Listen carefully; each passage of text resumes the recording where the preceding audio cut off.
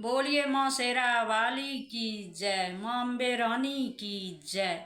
तो आप लोग को नव वर्ष की ढेर सारी शुभकामनाएं। तो चलिए आज माता रानी का एक भजन सुना रहे हैं आप लोग को, तो भजन सुनिए और मेरे चैनल को सब्सक्राइब कीजिए।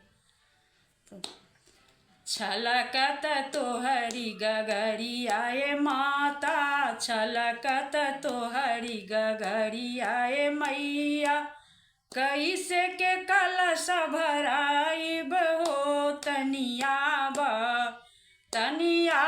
हे मैया भवानी हो तनियाब हे मैया भवानी हो तनियाब। छलकत तोहरी गगरी आए मैया, छलकत तोहरी गगरी आए मैया, कैसे के कलश भराइब हो तनियाब हे मैया भवानी हो तनियाब हे मैया भवानी हो तनियाब। मैया के खातिर हम टिकवा गढ़ाइब, मैया के खातिर हमें टिकवा गढ़ाइब, कैसे के टीका पहिरायब हो तनियाब हे मैया भवानी हो तनियाब हो मैया भवानी हो तनियाब। छलकत तोहरी गगरी आए मैया, छलकत तोहरी गगरी आए मैया, कैसे के कलश भराइब हो तनियाब हे मैया भवानी हो तनियाब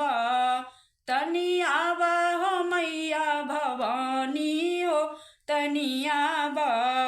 मैया के खातिर हमें झुमका बनैलौं, मैया खातिर हमें झुमका बनैलौं, कैसे के झुमका पहिरायब हो तनियाब, कैसे के झुमका पहिरायब हो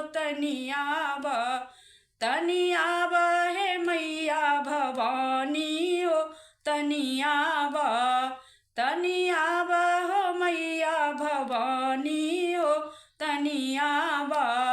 छलकत हमारी गगरी आहे मैया, छलकत हमारी गगरी आहे मैया, कैसे के कलश भराइब हो तनियाब हे मैया भवानी हो तनियाब हो मैया भवानी हो तनियाब। मैया के खातिर हमें पायल गरैला, मैया के खातिर हमें पायल गरैला, कैसे के बिछुआ पहिरायब हो तनियाब, कैसे के बिछुआ पहिरायब हो तनियाब हे मैया भवानी हो तनियाब। छलकत तोहरी गगरी आहे मैया, छलकत तोहरी गगरी आहे मैया, कैसे के कलश भराइब हो तनियाब हे मैया भवानी हो तनियाब। मैया के खातिर हमें नहंगा मंगाइब, मैया खातिर हमें नहंगा मंगाइब, कैसे के चुनरी ओढ़ाइब हो तनियाब हे मैया भवानी हो तनियाब हो मैया भवानी हो तनियाब। मैया के खातिर हमें भोग लगाएब, मैया के खातिर हमें भोग मंगाएब, कैसे के भोग लगाएब हो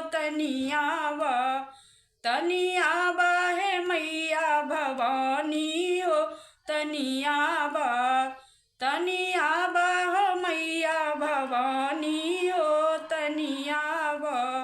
बोलिए माता रानी की जय।